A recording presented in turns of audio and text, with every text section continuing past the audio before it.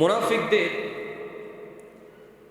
12 নম্বর আলামত হচ্ছে তারা ভালো কাজে নিরুৎসাহিত করে, ভালো কাজ তাদের পছন্দ হয়। 13 নম্বর হচ্ছে তারা মিথ্যা কসম করে। মিথ্যা কসম করা এটা মুনাফিকদের একটা স্বভাব। মিথ্যাকে সত্য বানানোর জন্য, নিজের স্বার্থকে হাসিল করার জন্য তারা দিনের ব্যাপার হোক, দুনিয়াবি ব্যাপার হোক, তারা মিথ্যা কসম করতেও তাদের কলিজায় লাগে। সম্মানিত উপস্থিতি, আল্লাহ পাক রব্বুল আলামিন এই মুনাফিকদের এই চরিত্র সম্পর্কে কোরআনুল কারীম আমাদেরকে জানিয়ে দিয়েছে। আল্লাহ পাক রব্বুল আলামিন বলেন সূরা তাওবা 69 নম্বর আয়াতের মধ্যে আল্লাহ পাক রব্বুল আলামিন বলেন আল্লাযীনা ইয়ালমিজুনাল মুত্তাওয়িনা মিনাল মুমিনিনা ফিস সাদাকাত। আল্লাহ পাক রব্বুল আলামিন বলেন, হে নবী আপনি শুনে রাখেন, যারা আল্লাহর রাস্তায় দান করে, আল্লাহর দ্বীন কায়েমের জন্য জিহাদ করে, চেষ্টা করে, তাদেরকে নিয়ে উপহাস করে, বলে তোমরা এইভাবে চেষ্টা করলে কোনোদিনও দ্বীন কায়েম হবে না, যে চেষ্টা করতে থাকো, চেষ্টা করতে থাকো, কিন্তু কোনো কাজ হবে না। এইভাবে যদি তোমরা আরো 50 বছর চেষ্টা করো, কোনো কাজ হবে না। দিন তো তারা পালন করে না, দিন ইসলাম তো তারা চায় না, আর যারা করে তাদেরকে নিয়ে ঠাট্টা বিদ্রুপ করে। এটা মুনাফিকদের স্বভাব। সম্মানিত উপস্থিতি, যারা সাদেকা করে, যারা দান সদকা করে, তাদেরকে নিয়ে তিরস্কার করে, এটা মুনাফিকদের একটা স্বভাব। আল্লাহ পাক রব্বুল আলামিন তারপরে বলেন ওয়াল্লাযীনা লা ইয়াজিদুনা ইল্লা জুহদাহুম ফায়াসখরুনা মিনহুম। আল্লাহ বলতে চাই যে শুধু যারা দান সদকা করে, যারা মুত্তাকি মুমিন, তাদেরকে নিয়েও ঠাট্টা করে না। যে অসহায় যারা মুমিন বান্দা রয়েছে, অসহায় গরিব যারা মুসলমান রয়েছে, তারা তাদেরকে নিয়েও ঠাট্টা করে, গরিবদেরকে নিয়ে ঠাট্টা বিদ্রুপ করে, অসহায় যারা রয়েছে তাদেরকে নিয়েও ঠাট্টা বিদ্রুপ করে। এমন এক শ্রেণীর মানুষ যারা নামদারি মুসলিম, দেখবেন তাদের মধ্যে কোয়ালিটি রয়েছে, যখন ভিক্ষুক তাদের কাছে হাত পাতে তারা তাদেরকে নিয়ে উপহাস করে, তারা তাদেরকে দান করতে চায় না, তারা তাদেরকে নিয়ে উপহাস করে, নানাবিধ কথা বলে। এটা মুনাফিকদের স্বভাব। সম্মানিত উপস্থিতি, তারপর আল্লাহ পাক রব্বুল আলামিন বলেন সাখিরাল্লাহু মিনহুম। আল্লাহ পাক রব্বুল আলামিন বলেন আল্লাহ তাদেরকে নিয়েও ঠাট্টা করে। যারা এই অসহায় গরিব অসহায় যাদেরকে নিয়ে ঠাট্টা করা হয়, আল্লাহ তাদেরকে নিয়ে ঠাট্টা বিদ্রুপ করে। চিন্তা করেন, আল্লাহ পাক রব্বুল আলামিন যদি একজন মানুষকে নিয়ে ঠাট্টা বিদ্রুপ করে, তিরস্কার করে, ওই ব্যক্তির আর কোনো বাঁচার রাস্তা আছে? বলে না বাঁচার রাস্তা আছে? আল্লাহ পাক রব্বুল আলামিন তারপরে বলেন ওয়ালাহুম আযাবুন আলীম। শুধু তাই নাই, শুধু তাই নাই, এবং তাদের জন্য রয়েছে যন্ত্রণাদায়ক আযাব। তাহলে যন্ত্রণাদায়ক আযাবের কারণ একটা, কারণটা হচ্ছে তারা যারা দান সদকা করে তাদেরকে নিয়ে ঠাট্টা বিদ্রুপ করে, ভিক্ষুক অসহায় এতিম তাদের কাছে হাত পাতলে তারা তাদেরকে নিয়েও ঠাট্টা বিদ্রুপ করে। এই স্বভাব যাদের মধ্যে রয়েছে তারা মুনাফিক। আর এদের জন্য আল্লাহ পাক রব্বুল আলামিন বলতেছে আমি তাদের জন্য কঠিন থেকে কঠিন আযাব, ওয়ালাহুম আযাবুন আলীম, তাদের জন্য আমি যন্ত্রণাদায়ক আযাবের ব্যবস্থা করে রেখেছি। নাউজুবিল্লাহ বলেন। এই কারণে আপনি দিতে পারেন না, কিন্তু কোনো অসহায় গরিব অসহায় এতিমদেরকে নিয়ে ঠাট্টা করার, বিদ্রুপ করার কোনো পার্সেন্ট আপনার সুযোগ নেই। আপনি পারলে দিবেন, না পারলে সম্মানের সহিত তাকে বিদায় করে দিবেন, কিন্তু আপনার কথার দ্বারা, আপনার কাজের দ্বারা কোনোভাবে তাকে কষ্ট দিবেন না, তাকে সম্মানের সহিত বিদায় করে দিবেন। সম্মানিত উপস্থিতি, তাহলে এই গেল মুনাফিকদের স্বভাব। মুনাফিকরা ভালো কাজে তারা নিরুৎসাহিত করে, তারা ভালো কাজে দান সৎকার করতে চায় না, এটা হচ্ছে তাদের স্বভাব। আর 13 নম্বর হচ্ছে তারা মিথ্যা কসম করে। তারা মিথ্যা কসম খায়, মিথ্যা কসম করা তাদের একটা স্বভাব। সম্মানিত উপস্থিতি, আল্লাহ রাসূল সাল্লাল্লাহু আলাইহি সাল্লামের একজন সাহাবী হযরতে যায়েদ ইবনে আরকাম রাদিয়াল্লাহু তাআলা বর্ণনা করতেছে যে রাসূল সাল্লাল্লাহু আলাইহি সাল্লাম এরকম একটা ঘটনা, দুইজন, একজন আনসারী সাহাবী আরেকজন বেদুইন সাহাবী। তো আনসারী সাহাবীর সাথে এক বেদুইন সাহাবীর সাথে একটা তর্ক লেগে গেছে, ফানি নিয়ে তর্ক লেগে গেছে। এক পর্যায়ে ওই বেদুইন সাহাবী ওই আনসারী সাহাবীর মাথার মধ্যে বাড়ি দিয়েছে, আঘাত করেছে তাকে। এই আঘাত করার কারণে ওই আনসারী সাহাবী ছিল মুনাফিক। কি ছিল? মুনাফিক। এই আনসারী সাহাবী এই কথা গিয়ে বলেছে হযরত আব্দুল্লাহ ইবনে উবাইর কাছে। আবার আব্দুল্লাহ ইবনে উবাই হচ্ছে মুনাফিকের সর্দার।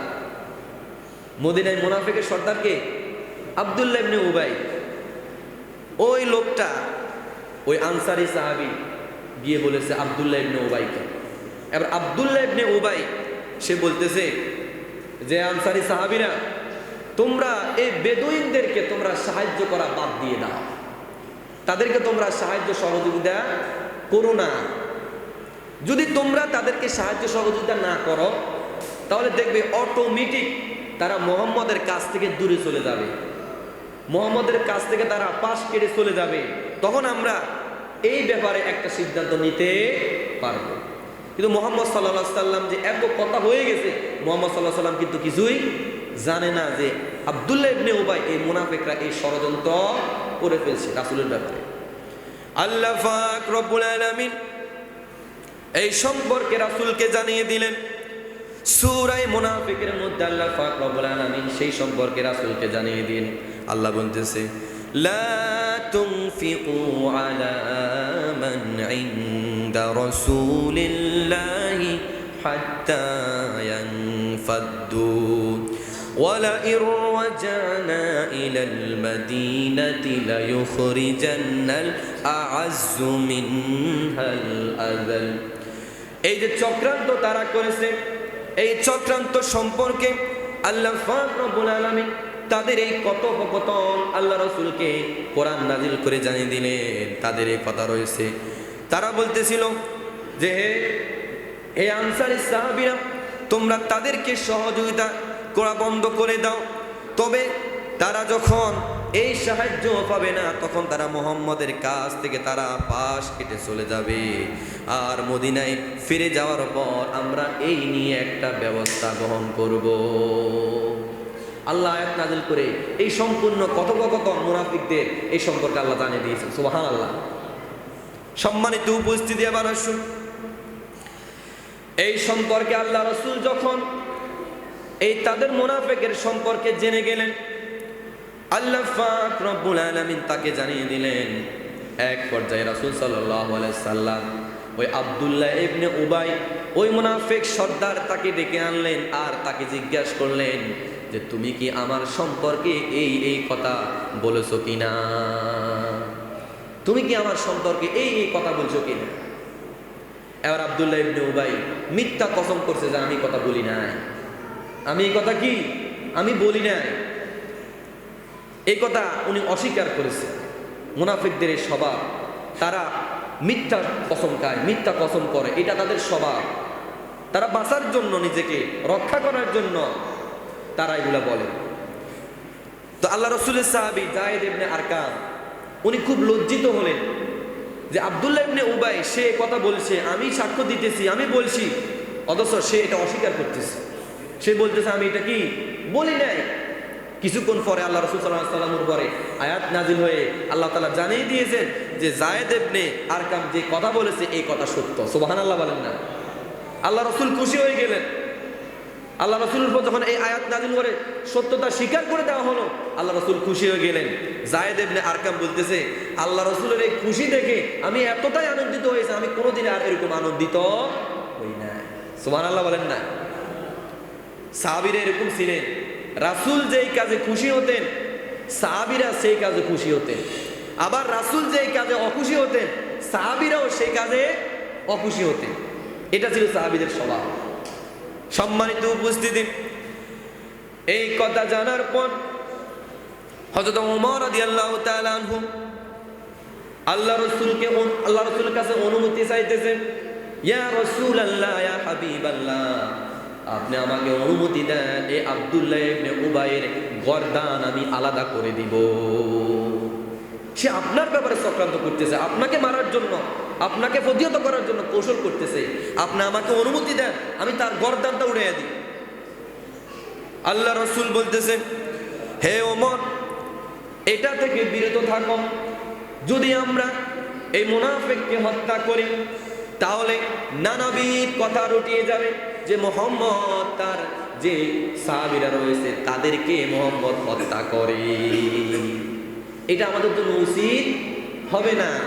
আমরা যদি এই কাফেরকে শাস্তি দিই, এই মুনাফিককে শাস্তি দিই, তাহলে মদিনায় এটা ফয়লাভ হয়ে যাবে, বিস্তার হয়ে যাবে যে মুহাম্মদ তার নিজের সাহাবীদেরকে, তার নিজের দলের লোকদেরকে হত্যা করতেছে।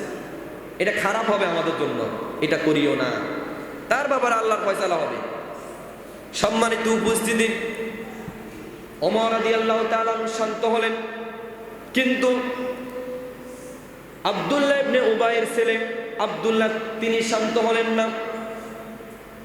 তিনি আল্লাহ রাসূলকে ওয়ারাদ দিয়ে বলতেছে, ইয়া রাসূলুল্লাহ, আপনি আমাকে ওয়ারাদ দেন, আমি নিজে আমার বাবা আব্দুল্লাহ ইবনে উবাইয়ের গর্দান আমি নিজে ফালায়া দিব। ছেলে রাসূলের পক্ষে, ছেলে কার পক্ষে? রাসূলের পক্ষে। ছেলে বলতেছে, ইয়া রাসূলুল্লাহ, আপনি আমাকে অনুমতি দেন, আপনি আমাকে অনুমতি দেন, আমার বাবাকে আমি শাস্তি দেব।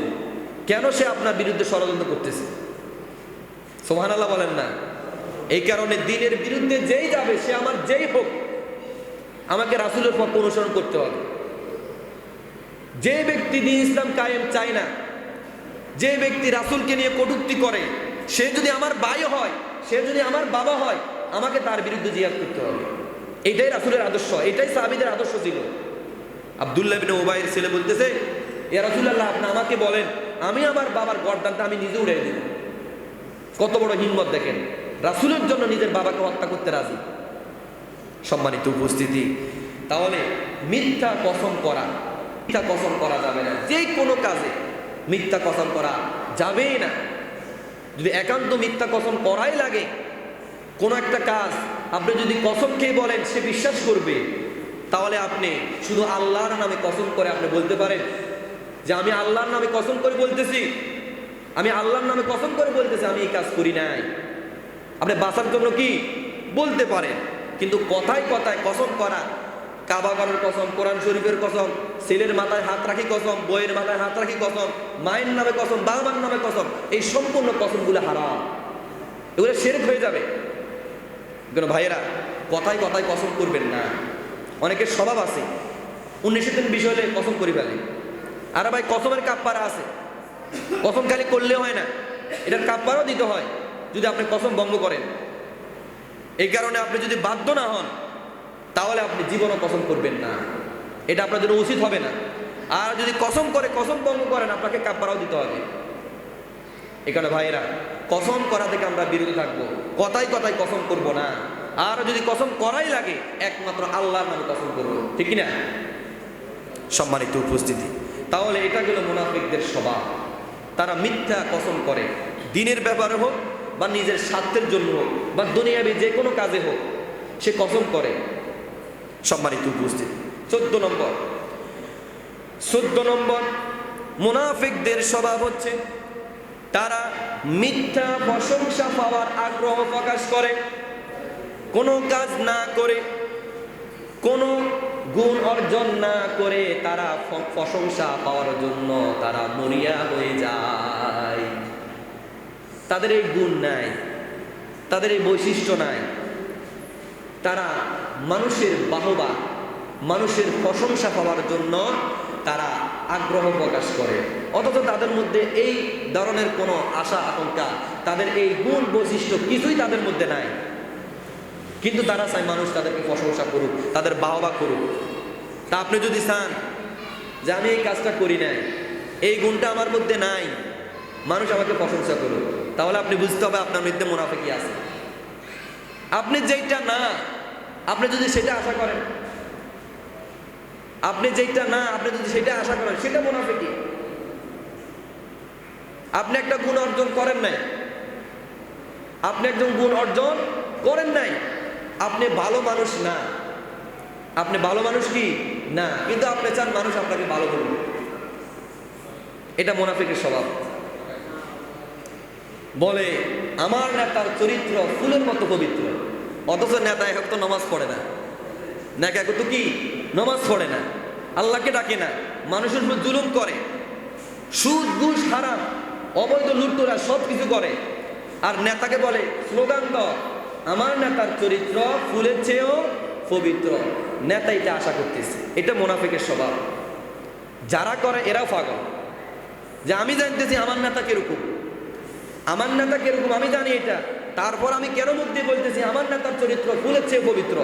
দুনিয়ার কোনো মানুষের চরিত্র ফুলের মতো হতে পারে না, একমাত্র রাসূল, কারণ রাসূলকে আমাদের জন্য মডেল বানা হয়েছে, রহমাতুল লিল আলামিন করা হয়েছে, শ্রেষ্ঠ আদর্শ হিসাবে রাসূলকে আমাদের জন্য বানানো হয়েছে। এই কারণে যদি ফুলের মতো পবিত্র চরিত্র কারো থাকে, সে হচ্ছে আমাদের নবী, আপনার নবী মুহাম্মদ সাল্লাল্লাহু আলাইহি ওয়াসাল্লাম। এর বাইরে দুনিয়ার কোনো জায়গায় এই স্লোগান চলবে না যে আমার নেতার চরিত্র ফুলের চেয়েও পবিত্র, এটা বলার কোনো সুযোগ নাই। সম্মানিত উপস্থিতি, এই স্লোগান এখন দেখবেন দলের নেতারা দিতেছে, দলের কর্মীরা দিতেছে, তাদের নেতার চরিত্র ফুলের চেয়ে পবিত্র, এগুলো বলে বলে তারা বাহবা কুড়ায়। সে জানে আমি খারাপ লোক, আমি দুর্নীতি করি, আমি রাহাজারি করি, সে আশা করে তারা সম্মান করুক।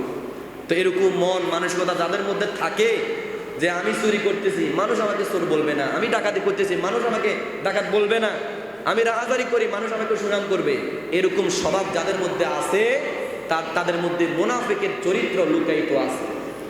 আল্লাহ পাক রব্বুল আলামিন কোরআনুল কারীমে বলেন, এই মুনাফিকদের চরিত্র সম্পর্কে আল্লাহ জানিয়ে দেন, লা তাহসাবান্নাল্লাযীনা ইয়াফরাহুনা বিমা আতাও ওয়া ইউহিব্বুনা আন ইউহমাদু বিমা লাম ইয়াফআলু ফালা তাহসাবান্নাহুম বিমাফাযাতিন মিনাল আযাব ওয়া লাহুম আযাবুন আলীম।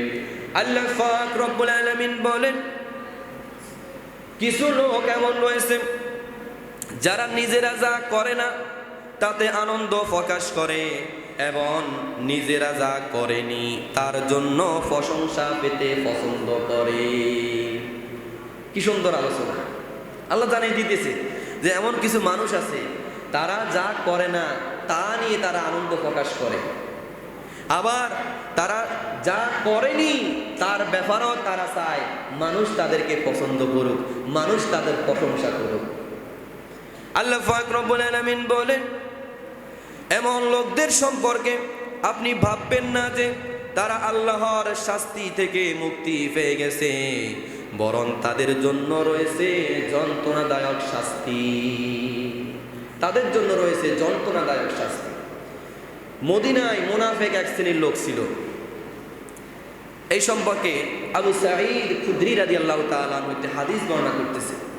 আবু সাঈদ খুদরি রাদিয়াল্লাহু তাআলা আনহু বর্ণনা করেন, রাসূল সাল্লাল্লাহু আলাইহি ওয়াসাল্লাম এর যুগে এরকম কতিপয় লোক ছিল, তারা রাসূল সাল্লাল্লাহু আলাইহি ওয়াসাল্লামের সাথে জিহাদে অংশগ্রহণ করত না। তারা রাসূল সাল্লাল্লাহু আলাইহি ওয়াসাল্লাম যখন জিহাদের ডাক দিত তারা জিহাদে অংশগ্রহণ করত না। আল্লাহ রাসূল সাল্লাল্লাহু আলাইহি ওয়াসাল্লাম যখন জিহাদ করে আসতেন তারা রাসূলের কাছে এসে নানাবিধ অজুহাত পেশ করত, অজুহাত তারা পেশ করত। আবার জিহাদের পরে, যুদ্ধের পরে যে বাইতুল মাল হতো, জিহাদের যে অংশগ্রহণ করার পরে তাদের জন্য যে একটা মাল তারা সংগ্রহ করত, তারা তো জিহাদে যেত না, কিন্তু সেই মাল থেকে বাগ নেওয়ার জন্য তারা বসে থাকত। বুঝা গেছে? তো আবু সাঈদ খুদরি রাদিয়াল্লাহু তাআলা বলতেছে, এই স্বভাবের লোক, মুনাফিক স্বভাবের লোক রাসূলের যুগে ছিল। তারা জিহাদে যেত না, কিন্তু জিহাদের বাহবা পাওয়ার জন্য আগ্রহ প্রকাশ করত, যে মানুষ তাদেরকেও হাজি বলুক, তাদেরকেও গাজী বলুক, তাদেরকেও শহীদ বলুক, তাদেরকেও মুজাহিদ বলুক, এটা তারা চাইত। সম্মানিত উপস্থিতি, আপনি বুঝে নেবেন কোনো গুণ আপনার কাছে নাই, কোনো গুণ আপনার মধ্যে সেই গুণটা নাই, আপনি সেই গুণের অধিকারী না, কিন্তু আপনার মনে চায় আপনি এই গুণের প্রশংসা আপনি পান। এরকম যদি মনে আপনার চায়, তাহলে বুঝতে হবে আপনার মধ্যে মুনাফিকি প্রবেশ করেছে। সম্মানিত উপস্থিতি, আমি এইটাই প্রকাশ করতে হবে, আমি সেইটাই প্রকাশ করতে হবে। এটা হচ্ছে মুমিনদের স্বভাব। আর মুনাফিকদের স্বভাব, তারা মিথ্যা প্রশংসা পেতে চায়। সম্মানিত উপস্থিতি, এই গেল 14 নম্বর মুনাফিকের আলামত। এবার আসুন 15 নম্বর মুনাফিকের আলামত সম্পর্কে আপনারা শুনে নেন। 15 নম্বর মুনাফিকদের আলামত হচ্ছে, এই মুনাফিকরা একটু কাপুরুষ হয়ে থাকে, একটু ভীরু হয়ে থাকে, একটু অস্থির হয়ে থাকে। তাদের মধ্যে কাপুরুষতা, তাদের মধ্যে সেই ভয়ভীতি থাকে। তাদেরকে যখন জিহাদের কথা বলা হয়, তারা লেজ উড়িয়ে পালিয়ে যায়। তারা ভয় করে যে না জানি আমরা জিহাদে যাই আমরা শহীদ হয়ে যাই, না জানি আমরা মারা পড়ি। তারা এই ভয় করে, তারা জিহাদ করতে চায় না, তারা যে কোনো আন্দোলনে তারা শরীক হতে চায় না, রাসূলের বিরোধিতা করে। এরকম লোকদের বিরুদ্ধে যখন মিছিল বাইর হয়, ইসলামী আন্দোলন যারা করে, তারা যখন মিছিল মিটিংয়ে অংশগ্রহণ করে, কিছু মানুষ রয়েছে তারা সেই মিছিলে অংশগ্রহণ করতে চায় না। কারণ সেই মিছিলে যদি সে অংশগ্রহণ করে, তার নেতারা তাকে দেখবে, তাকে দল থেকে বহিষ্কার করবে। এই জন্য কিছু লোক, সে মুসলিম, বলেন তো দেখি রাসূল কি, বলেন তো দেখি রাসূল কি জামাতে ইসলামের? বলেন না, শুধু কি জামাতে ইসলামের? শুধু কি চরমনায়? তাহলে রাসূলের বিরোধিতা করা হয়, রাসূলকে নিয়ে ব্যঙ্গ করা হয়। আপনি হয়তো বা অন্য দল করেন, আওয়ামী লীগ করেন, বিএনপি করেন, জাতীয় পার্টি করেন, আপনার দল ভিন্ন, কিন্তু রাসূল তো আমাদের সবার, ঠিক না ভাই? রাসূল তো আমাদের সবার। তাহলে মিছিলে দেখা যায় চরমনার লোকেরা আছে, মিছিলে দেখা যায় জামাতের লোকেরা, জামাত শিবিরের লোকেরা থাকে, আর আপনি আওয়ামী লীগ বিএনপি করেন, আপনি সেখানে যান না। আপনি চিন্তা করেন, আমি যদি সেই মিছিলে যাই, আমার নেতারা দেখলে আমাকে গালমন্দ করবে, আমার নেতারা দেখলে আমাকে দল থেকে বহিষ্কার করবে, এই কারণে আপনি সেই মিছিলে যান না। তাহলে আপনি কোন দিকে যাচ্ছেন? রাসূল তো আমাদের সবার। দিন কায়েমের আন্দোলনের কথা, কোরআন কারিমের আন্দোলনের কথা কেন শুধু জামাত বলবে, কেন শুধু চরমনাই বলবে? কোরআন কি শুধু জামাতের? বলেন না, কোরআন শুধু জামাতের? কোরআন শুধু চরমনায়?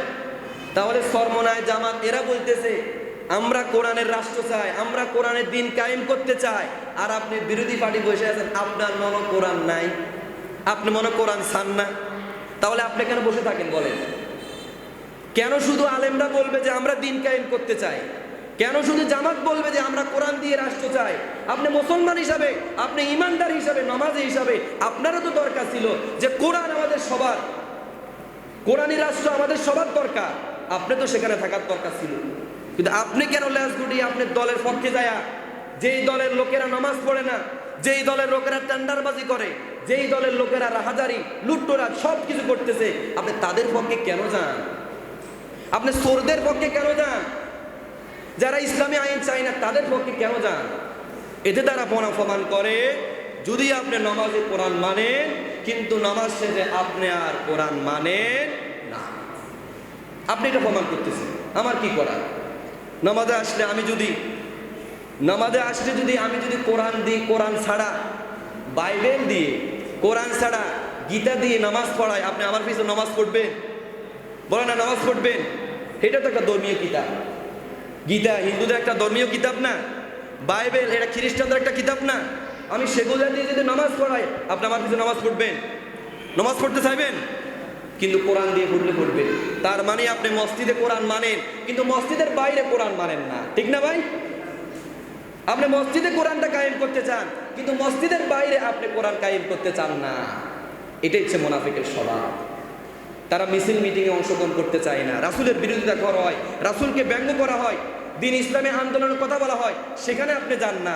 আপনি বিরোধী পার্টি বুঝলাম, কিন্তু আপনার কোরআন আমার কোরআন তো একই, আপনার আল্লাহ আমার আল্লাহ তো একই, আপনার রাসূল আমার রাসূল তো একই, তো সেখানে কেন জামাত থাকবে, সেখানে কেন চরমোনাই থাকবে, সেখানে কেন ইসলামী দল থাকবে?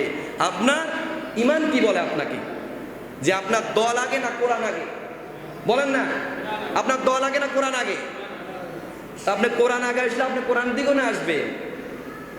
আপনার দল আগে না রাসূল আগে? বলেন, আপনার নেতা আগে নাকি আপনার রাসূল আগে? বলেন, বলেন না কোনটা আগে?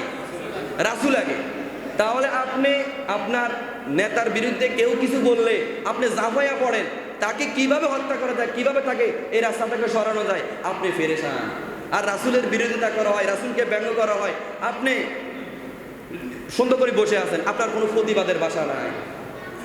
মানুষ চাই দুনিয়াতে, মানুষ চাই দুনিয়াতে মানুষের আইন দিয়ে রাষ্ট্র পরিচালনা করতে, মানুষ চাই মানুষের দাবিদারি করতে, কিন্তু আল্লাহ বলে না, সকল মানুষের জন্য একই বিধান, সেটা হচ্ছে আল কোরআন। তাহলে এক দল কোরআন কায়েম করতে চায়, আর এক দল মানুষের নীতিমালা মানুষের আদর্শ কায়েম করতে চায়। তাহলে আপনি কোন দিকে যাচ্ছেন? আপনি আপনার দলের দিকে যাচ্ছেন নাকি আল্লাহর আদর্শের দিকে যাচ্ছেন? কোন দিকে যাচ্ছেন বলেন, বলেন তো দেখি। আল্লাহর আদর্শ দরকার নাকি মানুষের আদর্শ দরকার? রাসূলের আদর্শ দরকার নাকি আল্লাহ, নাকি ওই বেদুইন যারা যারা ইসলাম চায় না তাদের আদর্শ দরকার? বলেন না, কার আদর্শ দরকার? রাসূলের আদর্শ দরকার। তো এখন আপনি কোরআনের মিছিল আপনি যান না, ইসলামী আন্দোলন আপনি করতে চান না, কিন্তু বিরোধী পার্টি যারা কোরআন মানে না, হাদিস মানে না, নামাজ পড়ে না, লুটতরাজ করে, দর্শন রাহাজারি সব দিকে জড়িত, আপনি তাদের পক্ষে আছেন। যারা বলে যে আমরা শরিয়া আইন মানি না, আপনি তাদের পক্ষে আছেন। আর ভাই দলের বড় একজন লিডার, সে বলতেছে আমি শরিয়া মানি না, তা আপনি কেন সেই দিকে যাবেন? শরিয়া মানে কি বুঝেন? শরিয়া মানে হচ্ছে কি, আমি আমার মাকে বিয়ে করতে পারতাম না। শরিয়া মানে হচ্ছে আমি আমার বোনকে বিয়ে করতাম পারতাম না, এটা শরিয়া। তাহলে এখন সে বলতেছে যে না এটা হবে না, আমি আমার মাকেও বিয়ে করতে পারবো, আমি আমার বোনকেও বিয়ে করতে পারবো, তা আপনি সেটা করতে চাইতেছেন। সে বলতেছে আমি শরিয়া মানি না, আমি চাই আমি আমার বোনকে বিয়ে করি, আপনি তার দল সাপোর্ট করেন। আর যারা বলে না আমরা শরিয়া দিয়ে জীবন যাপন করব, আমরা চাই শরিয়া আইন আমরা বাস্তবায়ন করতে চাই, আপনি তাদের পক্ষে হন না। তাহলে আপনি তো টাটকা মুনাফিক। কোরআন আসলে মসজিদে আসলে কোরআন মানেন, আর মসজিদ থেকে বাইরে আর আপনি চান না, তার মানে আপনি টাটকা মুনাফিক। আপনি সেই যুগের আব্দুল্লাহ বিন উবাইর মতো, আপনি সেই যুগের আব্দুল্লাহ বিন উবাই।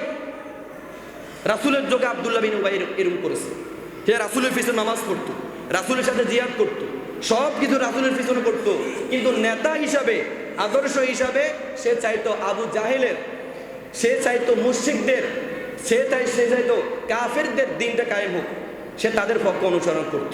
সে নেতা হিসাবে রাসূলকে মানত না, কিন্তু রাসূলের পিছনে নামাজ পড়তো। আরে ভাই, পৃথিবীর শ্রেষ্ঠ মানুষ, তার পিছনে নামাজ পড়াও তো এটাও তো ভাগ্যের ব্যাপার, তার হাতে কালিমা পড়ে দিন কায়েম করা এটাও তো ভাগ্যের ব্যাপার। কিন্তু সে রাসূলের হাতে হাত রেখে ইসলাম কবুল করছে, রাসূলের পিছনে নামাজ পড়ছে। মৃত্যুর পরে তার জামা দিয়ে, রাসূলের জামা দিয়ে তাকে দাফন করা হয়েছে, রাসূলের তার জন্য দোয়া করতে হাত তুলেছে। আল্লাহ বলছে না, এটা হবে না, তার দোয়া কবুল করা হবে না, সে একজন টাটকা মুনাফিক। তো আজও যারা আপনি মুখে মুখে বলেন আমরা দিন ইসলাম কায়েম করতে চাই, কিন্তু অন্তরে নাই। আপনি মসজিদে আসলে আপনি নামাজে আপনি কোরআন কায়েম করতে চান, কিন্তু নামাজের বাইরে আপনি নাই, তার মানে আপনি ওই সে আব্দুল্লাহ বিন উবাইর অনুসারী, আপনি সে আব্দুল্লাহ বিন উবাইর পথটাই অনুসরণ করতেছে। ভাইরা, দিন ইসলাম এটা চিরন্তন সত্য, এটা কিয়ামত পর্যন্ত থাকবে। আপনি আমি থাকি বা না থাকি, আপনার সময় আমার সময় এটা সীমাবদ্ধতা। আপনার হায়াত 60 বছর 80 বছর সীমাবদ্ধতা, এরপরে আপনাকেও কেউ স্মরণ করবে না, আমাকে কেউ স্মরণ করবে না। এই পৃথিবীতে আসার আগে আপনার আমার কোনো অস্তিত্বই ছিল না। তারপরে আপনি যখন মারা যাবেন 100 বছর পরে আপনার আমার কোনো অস্তিত্বই থাকবে না। তাহলে আমার এই সময়টা, আমার এই হায়াতের মধ্যে আমি কি রাসূলের পক্ষে ছিলাম নাকি রাসূলের বিপক্ষে ছিলাম, এটাই হচ্ছে আমার মূল আদর্শ। আর এটা নিয়ে যদি আমি কবরে যেতে পারি, রাসূলকে অনুসরণ করে যেতে পারি, এই হায়াতটা আমার কাজে আসবে। এর বাইরে অমুক তমুক সেই দিকে তাকাই, ওই দলের কথা বলে সেই দলের কথা বলে আমাকে পার পাওয়া যাবে না। সম্মানিত উপস্থিতি, তাহলে মুনাফিকদের স্বভাব, তারা মসজিদে কোরআন কায়েম করে কিন্তু মসজিদ থেকে বাইরে হলে এরা আর কোরআনের রাষ্ট্র চায় না। এটা মুনাফিকদের স্বভাব। তাদের মধ্যে কাপুরুষতা কাজ করে।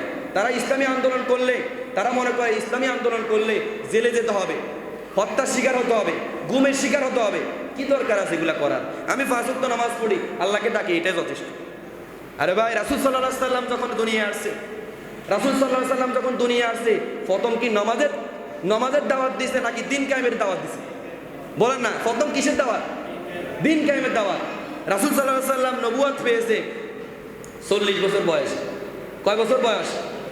মেরাজে গেছে প্রায় এর 10 বছর 12 বছর পরে। তার মানে এখান থেকে 10-12 বছর বয়স গেছে। এই সময় রাসূল কি করেছে? এই সময় রাসূল কি করেছে বলেন? তখন তো নামাজও ছিল না, রোজাও ছিল না, হজও ছিল না, যাকাতও ছিল না। তখন তো এগুলো ছিলই না। রাসূল সাল্লাল্লাহু আলাইহি সাল্লাম যখন মেরাজে গেছেন, তখন যা আল্লাহ নামাজটা দিলেন। এর আগে নামাজ ছিল কিন্তু নামাজটা ফরজ ছিল না। এর আগে রোজাও ছিল কিন্তু এগুলো ফরজ ছিল না। সম্মানিত উপস্থিতি, তাহলে এর আগে 10 বছর রাসূল কি দায়িত্ব পালন করেছে? রাসূল সাল্লাল্লাহু আলাইহি সাল্লাম নবম হিজরিতে হজটা ফরজ হয়েছে। এর আগে বলেন না রাসূল সাল্লাল্লাহু আলাইহি সাল্লাম কি দায়িত্ব করেছে? কি দিন কায়েমের আন্দোলন করেছে? এটাই করেছে, মানুষকে ইসলামের পথে আনা, ইসলামী আন্দোলনের পথে আনা, একবদ্ধ করা, আল্লাহর দিন কায়েমের জন্য চেষ্টা প্রচেষ্টা করা। এটাই ছিল রাসূলের প্রথম কাজ, প্রথম মিশন। এরপরে নামাজ রোজা। এমনও তো সময় আসছে, আমরা অনেকে জানি যে রাসূল সাল্লাল্লাহু আলাইহি সাল্লাম এভাবে জিহাদ করতেছে। এই জিহাদ করার জন্য খন্দকের যুদ্ধ, সম্ভবত খন্দকের যুদ্ধ, মদিনার চারপাশ থেকে কাফেররা রাসূলকে হত্যা করার জন্য চতুর্পাশ থেকে বাহিনী নিয়ে হাজির হচ্ছে। রাসূল সাল্লাল্লাহু আলাইহি সাল্লাম কৌশল করলেন, মদিনার চারপাশ খনন করে ফেলছে। এই খনন করতে গিয়ে সাহাবীরা আসর নামাজ, মাগরিব নামাজ, এশার নামাজ এগুলা পড়তেই পারে নাই। এগুলা কি পড়তে পারে নাই। তাহলে দেখেন, দিন কায়েমের জন্য রাসূল সাল্লাল্লাহু আলাইহি সাল্লামের 3 ওয়াক্ত নামাজ কাজা হয়ে গেছে। কয় ওয়াক্ত নামাজ? 3 ওয়াক্ত নামাজ শুধু দিন কায়েমের জন্য। এগুলা পরে রাসূল সাল্লাল্লাহু আলাইহি সাল্লাম সাহাবীরা একত্রে পালন করেছে। তাহলে দেখেন, দিন কায়েমের জন্য নামাজ পর্যন্ত স্থগিত হয়ে গেছে। আর আমরা এখন বলতেছি নামাজ পড়ে আমরা আল্লাহর কাছে উদ্ধার হব, আর অন্য কিছু দরকার নাই। দুনিয়াতে এসে নামাজ পড়বো, রোজা পড়বো, তারপর আমরা হজ করবো, সামর্থ্য হলে আমরা যাকাত দিব। এটার জন্য কি দিন কায়েমের আন্দোলন? এটাই কি সেবাবদ্ধ? দুনিয়াকে এইভাবে চলবে? সম্মানিত উপস্থিতি, নামাজের ব্যাপারে কোরআন মাজিদে 82টা আয়াত, যাকাতের ব্যাপারে আপনি কয়েকটা আয়াত পাবেন, হজের ব্যাপারে আপনি কয়েকটা আয়াত পাবেন। তাহলে গোটা কোরআন শরীফ কেন নাজিল হয়েছে বলেন? 6660 আয়াত কেন দরকার? নামাজের জন্য তো মাত্র 82টা আয়াত। নামাজের জন্য কয়টা আয়াত? 82টা আয়াত। তারপরে যাকাত, হজ, তারপরে সিয়াম, এগুলোর জন্য 3, 4, 5, 6টা আয়াত। তাহলে 6666 আয়াত কেন নাজিল হলো বলেন? এগুলোকে এমনি এমনি নাজিল হয়েছে শুধু পড়ার জন্য? রমজান আলে আপনি খতম দিবেন, এটার জন্য নাজিল হয়েছে? এটার জন্য নাজিল হয় নাই। সারা পৃথিবীর মানুষ কিভাবে চলবে, একটা মানুষের জীবনের একদম জীবনের শুরু থেকে মৃত্যু পর্যন্ত, এবং মৃত্যুর পরে কি হবে, সব কিছু আল্লাহ পাক রব্বুল আলামিন কোরআনুল কারিমে দিয়ে দিয়েছেন। আপনার পরিবার আপনি কিভাবে চালাবেন, আপনার রাষ্ট্র ব্যবস্থা আপনি কিভাবে চালাবেন, আপনি কিভাবে ব্যবসা বাণিজ্য করবেন, কিভাবে ছেলে সন্তান মানুষ করবেন, কিভাবে বিয়ে শাদী করবেন, কিভাবে আপনি রাষ্ট্র পরিচালনা করবেন, কিভাবে আপনি দিন কায়েমের আন্দোলন করবেন, কিভাবে মৃত্যুবরণ করবেন, কিভাবে আপনাকে কবর দেওয়া হবে, কিভাবে আপনার হাসর হবে, কিভাবে ফুলসিরাত হবে, কিভাবে জান্নাত জাহান্নাম হবে, সব কিছু মিলে আল্লাহ কোরআনটা দিয়েছে। ঠিক না ভাই? তাহলে আপনি নামাজ নিয়ে পেরেশান, নামাজে মাত্র 82 আয়াত, তারপরে যাকাত, হজ নিয়ে মাত্র কয়েকটা আয়াত, এগুলো নিয়ে আপনি এগুলো পালন করে মনে করতেছেন আমি বিশাল বড় কিছু করে ফেলছি। সব কিছু মিলে তো 200 আয়াত হবে না। এই সবগুলো আয়াত যদি আপনি একসাথে করেন, রোজার জন্য, হজের জন্য, যাকাতের জন্য, নামাজের জন্য, এই 5টার জন্য যদি আপনি আয়াতগুলো একত্রিত করেন, 200 আয়াতের বেশি হবে না। তাহলে বাকি আয়াতগুলো কেন নাজিল হয়েছে বলেন? এগুলা কি চিন্তায় আসে না আপনার? আপনি তারপরে বলেন আপনি সূরা ফাতিহা শুদ্ধ করে পারেন না, সূরা ফাতিহার অর্থ জানেন না, আপনি বলেন ইসলামে রাজনীতি নেই, আপনি বলেন যে বক্তারা রাজনীতির কথা বলে। আরে ভাই, আপনি তো সূরা ফাতিহার অর্থই জানেন না। তো আপনি যদি এই কথা বলে, আপনার মুখে এটা মানায় না। আপনি যে সূরাগুলো আমরা পড়ি, যে 10টা সূরা, আপনি এই সূরাগুলোর অর্থ ঠিক মতো জানেন না, আর আপনি ফতোয়া দেন ইসলামে রাজনীতি নাই। ইসলামে কি নাই? রাজনীতি নাই। তো রাসূল সাল্লাল্লাহু আলাইহি ওয়াসাল্লাম যে 10 বছর কোরআন দিয়ে রাষ্ট্র চালাইছে, সেটা কোন দিকে রাখবে? সাহাবীরা যে 30 বছর, ওমর, উসমান, আলী, এরা যে 30টা বছর এই কোরআন দিয়ে রাষ্ট্র চালাইছে, আপনি সেটা কোন দিকে রাখবেন? মিশরে ইউসুফ আলাইহিস সালাম উনি যে রাষ্ট্র খাদ্যমন্ত্রী ছিলেন, আপনি সেটা কোন দিকে নেবেন? এগুলো কি তাদের সময় ছিল না? আমরা যোগে যোগে সব কিছু জানি, কিন্তু আমরা এই জমানার যারা আমরা মুত্তাকি মুমিন দাবি করি, আমরা এখন ইসলামী রাজনীতি মানতে চাই না। আমরা মনে করি যে নামাজ, রোজা, হজ, যাকাত এগুলো করলে এর বাইরে আর কিছু করার দরকার নাই। ব্যাংক থেকে লোন নিয়ে ব্যবসা করতেছেন, সেখানে কি ইসলাম নাই? সেখানে কি ইসলাম ফলো করা লাগবে না? আপনার মেয়ের বিয়ে হয়, ছেলের বিয়ে হয়, আপনি যে 10 দিন আপনি যে এইভাবে আনন্দ ফুর্তি করতেছেন, গেট লাগাইতেছেন, আপনি যে এইভাবে বেহায়াপনার একটা পরিবেশ তৈরি করে দিতেছেন, এগুলো কি ইসলাম আপনাকে সামর্থ্য দিয়েছে? এগুলো কি আপনাকে বলেছে ইসলাম করার জন্য? তাহলে আপনি শুধু নমাজ আসলে আপনি ইসলাম মানবেন, রোজার বেলা 30 দিন আপনি রোজা রেখে আপনি ইসলামটা পালন করবেন, জীবনে হজ একবার করে আপনি ইসলাম পালন করবেন, এটা তো ইসলাম না। এটা হচ্ছে ইসলামের বাকি কিছু অংশ। নামাজ এটা ইসলামের একটা অংশ, যাকাত এটা ইসলামের একটা অংশ। যেমনিভাবে আমরা ইবাদত বলি, ইবাদত হচ্ছে ব্যাপক একটা জিনিস। ইবাদত হচ্ছে একটা মানুষের জীবনের শুরু থেকে একদম মৃত্যু পর্যন্ত সে যাই করবে এটাকে বলে ইবাদত। এটাকে কি বলে? ইবাদত। তার ব্যবসা বাণিজ্য এটাও ইবাদত, তার প্রস্রাব পায়খানা এটাও ইবাদত, তার স্ত্রীর সঙ্গম এটাও ইবাদত, সব কিছু ইবাদত। আর আমরা বানাইছি শুধু নামাজ, রোজা, হজ, যাকাত, এগুলো মনে হয় ইবাদত। এর বাইরে দুনিয়াবি এগুলো কোনো ইবাদত না। আমরা এই চিন্তা করে বসে আছি, একটা মানুষের শরীরের হাত একটা অঙ্গ, তার ওর পাও একটা অঙ্গ, নাক একটা অঙ্গ। বলুন তো দেখি, এই হাতটাকে শুধু আলাদা করে কেউ বলবে এটা হচ্ছে মানুষ? পাটাকে কে আলাদা করে বলবে যে এটা হচ্ছে মানুষ? নাকটাকে আলাদা করে কেউ বলবে যে এটা হচ্ছে মানুষ? কিন্তু সবগুলা যখন একত্রিত হয়ে নাক নাকের জায়গায়, মুখ মুখের জায়গায়, হাত হাতের জায়গায়, পা পায়ের জায়গায়, সবগুলা যখন তার নিজ নিজ স্থানে থাকবে, সুঠামদের একজন তৈরি মানুষ, তখন তাকে বলবে সে মানুষ। তো আপনি নামাজ রোজা পালন করে বলতেছেন আমি ইবাদত করে ফেলছি। না, ইবাদত একটা ব্যাপক শব্দ। আপনার জীবনের সব জায়গায় যখন আপনি ইসলামটা পালন করবে, এটাই হবে ইবাদত। এর বাইরে নামাজে মানছেন, আপনার দিন কায়েমের আন্দোলন মানেন না, এটা ইবাদত বলে গণ্য হবে না। সম্মানিত উপস্থিতি, কাপুরুষতা, বীরতা এটা হচ্ছে মুনাফিকদের স্বভাব। এগুলা থেকে ফিরে আসতে হবে। ইসলামের আন্দোলনের কথা, কোরআনের কথা যেখানে থাকবে সেখানে আপনাকে আমাকে একজন নামাজি হিসাবে, একজন ইমানদার হিসাবে আপনাকে আমাকে আগে থাকতে হবে। যদি সেখানে ভুল করেন, আপনি মুনাফিক হিসাবে, একজন নামাজি মুনাফিক হিসাবে ওই আব্দুল্লাহ বিন উবাইয়ের মতো আপনি স্বীকৃতি পাবেন। সম্মানিত উপস্থিতি, এই মুনাফিকদের এই স্বভাবগুলা থেকে আল্লাহ পাক রব্বুল আলামিন আমাদেরকে হেফাজত করুক। ওয়া আখিরি দাওয়ানা আলহামদুলিল্লাহি রাব্বিল আলামিন।